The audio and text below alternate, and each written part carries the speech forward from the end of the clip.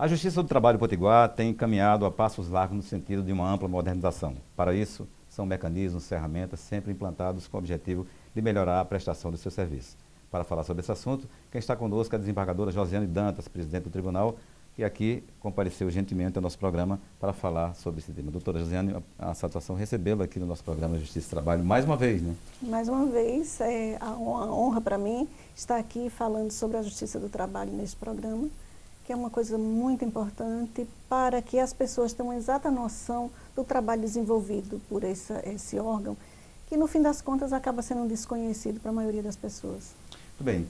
Desembargadora, para a gente traçar se a gente for traçar um breve cenário hoje da Justiça do Trabalho do Estado, como é que se encontra a atual conjuntura da Justiça do Trabalho do Estado do Potiguar? Apesar de todos os reveses sofridos pela Justiça do Trabalho nesse último ano, a gente tem muito o que comemorar. Os resultados desse ano estão no mesmo padrão dos anos anteriores. Isso significa dizer que com muito menos infraestrutura, possibilidades de desenvolver um trabalho com mais folga, as pessoas se desdobraram em cumprir sua missão. Então, os números hoje mostram que o trabalho desenvolvido não sofreu uma alteração muito significativa, mesmo se levar em conta todo esse cenário difícil para nós esse ano. Doutora Josiane, a gente sabe que tanto no setor público, como na iniciativa privada também, todo o serviço a ser prestado depende muito de como as empresas, as instituições, os órgãos públicos se organizam e organizam o seu parque tecnológico, né? E muitos foram os avanços aqui tecnológicos na Justiça do Trabalho, não somente da Justiça do Trabalho Potiguar, mas como um todo no nosso país, né?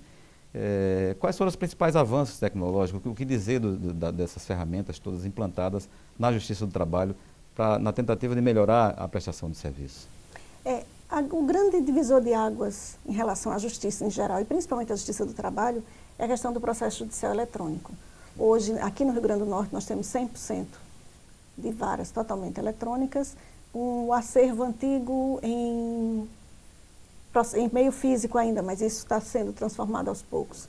Então, isso diminui enormemente o custo ambiental do processo, ao mesmo tempo que aumenta a necessidade de investimento na parte informática. E para dar suporte a todo esse processo, outras ferramentas têm que ser utilizadas, como, por exemplo, o cálculo dentro do PJE, que é uma coisa que não existia no começo. Então, o PJE vem sendo modernizado e vem sendo complementado de modo que essa informatização seja plena. E isso demanda muito investimento, tanto do Conselho Superior da Justiça do Trabalho como do Conselho Nacional de Justiça, que são os patrocinadores dessa modificação. É claro que para a utilização a gente bem entende que para a utilização dessas ferramentas, também do processo judicial eletrônico, tudo isso depende da qualificação dos magistrados e servidores, né? Nesses últimos 2 anos que a senhora esteve agora à frente da Justiça do Trabalho, como foi, digamos assim, como foi o patrocínio desses cursos todos de qualificação de pessoal exatamente nessa área de tecnologia da informação? No ano de 2015, houve treinamento, aperfeiçoamento de servidores e magistrados muito forte. Isso aí em 2016 teve que ser diminuído em razão dos cortes orçamentários que nós sofremos. Então, houve uma diminuição, de fato, nesta parte de cursos de atualização. A gente tentou privilegiar essa parte de PJE, porque é o dia a dia. Na área de gestão de pessoas, isso, né?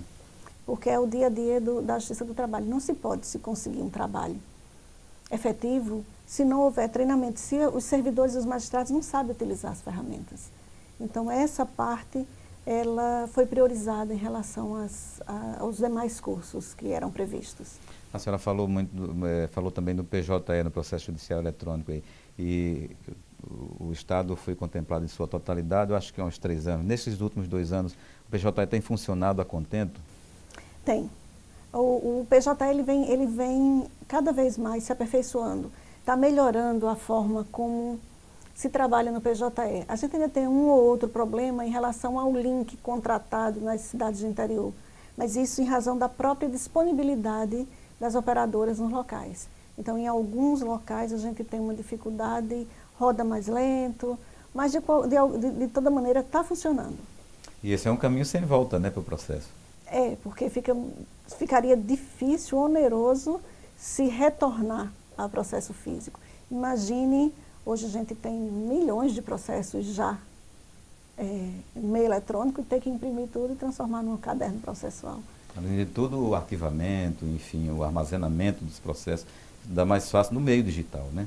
É muito mais fácil. Hoje a gente tem um problema enorme para arquivar esses processos físicos que vêm sendo encerrados ou que estão sendo transformados em processo eletrônico.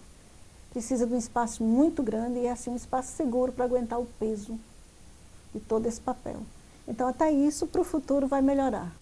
Desembargadora Josiane, e oriundo disso aí, as estatísticas do tribunal, acredito que tenham melhorado com o processo judicial eletrônico, ou seja, esse trabalho já sempre foi conhecido como uma justiça célere, né? E ultimamente, como estão as estatísticas do tribunal? Antigamente, no processo físico, a gente tinha uma dificuldade maior de coleta de dados.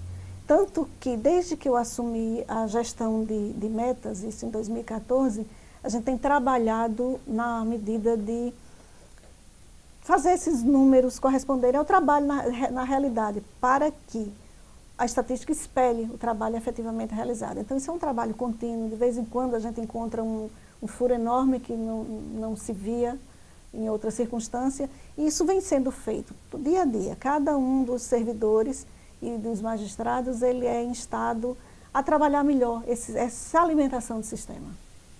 Doutora Josiane, nós sabemos que a gestão estratégica hoje é digamos assim, é um projeto de todo o serviço público que é demandado durante 5 anos, né? O planejamento estratégico é feito exatamente para a gestão pública durante os próximos 5 anos. E o planejamento estratégico do tribunal foi feito em 2015, no ano passado, né? Como é que está sendo a aplicação do planejamento estratégico? Está dando tudo como foi planejado? O ano passado nós fizemos o planejamento plurianual, né? Pegava 2015 até 2020. Pois não. Então isso aí é trabalhado com os integrantes das próximas administrações para que esse trabalho seja feito de forma contínua. Então o planejamento estratégico, ele é digamos assim, uma bússola. O caminho que a instituição ela vai caminhar. Mas isso pode ser modificado a cada ano, dependendo das circunstâncias atuais, da hora que aquilo está acontecendo. Então, todo esse trabalho ele é feito para longo prazo, sem esquecer que é executado agora. Então, dentro do planejamento, a gente está bem, a gente está trabalhando na forma como foi projetado. Muito bem. E sobre a gestão de pessoas, doutora? Muitos servidores entraram agora através do concurso, até aproveitando servidores de outros concursos, mas é uma questão que eu gostaria que a senhora respondesse no próximo bloco. Nós vamos fazer um breve intervalo e dentro de instantes nós voltamos com Justiça e Trabalho.